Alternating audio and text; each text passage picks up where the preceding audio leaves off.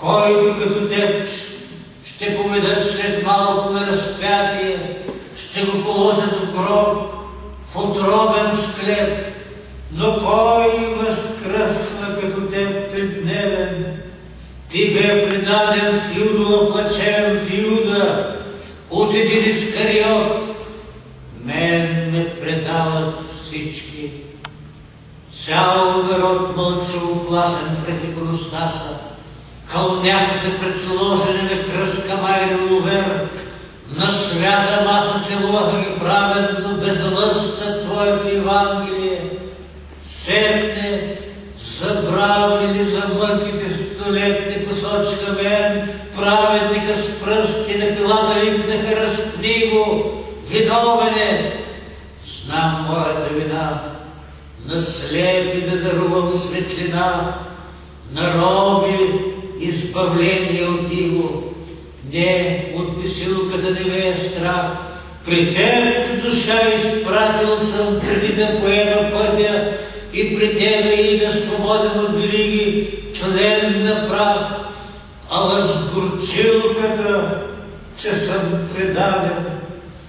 Кога ще победят инстинкта стаден и от страха ще се освободят? Отричат се от мен на моя съд и се разбягаха тъй както Твоите апостоли. Но утре, може би, щом моят дух възкръснал за традиция или обличени стойки оплашени, възкръснах, изведнъж ще скочат, ще извикат на оръжие и робът пак ще се превърне в мъж. Пред варварското диво самодържие сега съм сам, мъжето от коноп на рамото на кръста, после гроб, а после ще се вдигнат милиони, ще се разпука огнения плод на революцията по закони неведоми, без пранги, без корони. Повярвай в мен.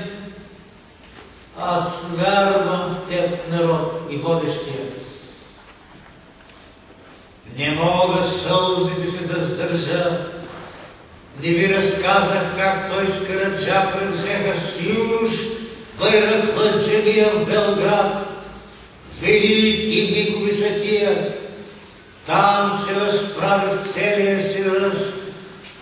Ръцете си в сабята на кръст възложи сам, пред знак, че е обречен, че пътят на живота му е къс, а на извършеният подвиг вечен.